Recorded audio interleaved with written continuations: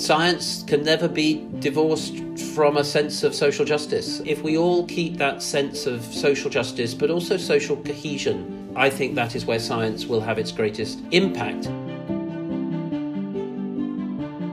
One new role that you've taken on recently is as a key advisor to the Tsinghua Vanke School of Public Health. How are you using your experience to shape the understanding, the learning, and the futures of potentially thousands of students of public health to come?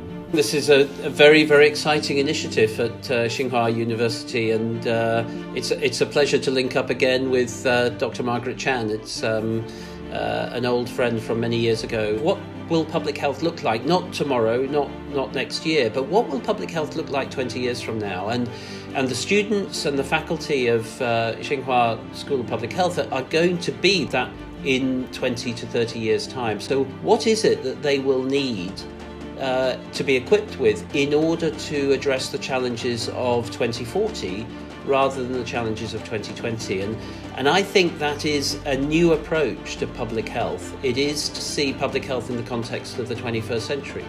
Our interconnectedness, urbanization, animal-human interfaces, how the health systems work. I think an appreciation and knowledge of economics is going to be crucial. I think the future of public health is a very exciting one. I think there are many public health schools around the world that are perhaps still looking backwards to the public health of the 20th century.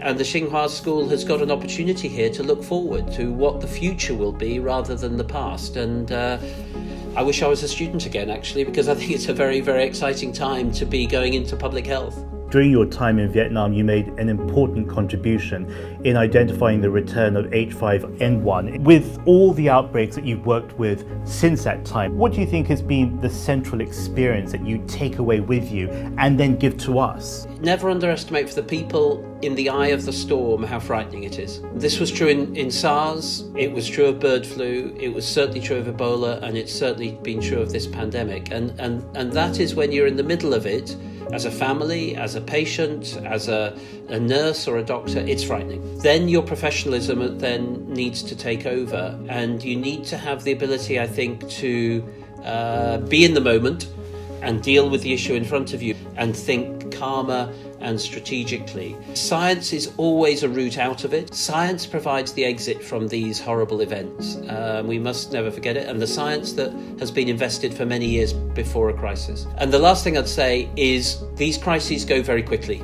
They move very quickly, they're very dynamic. Never wait until you've got all of the information.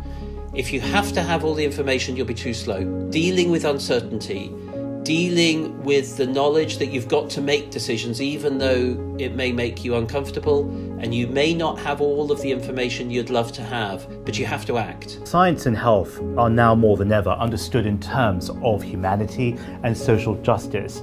As a global figure, but also as a father, what would you ask us to keep in mind?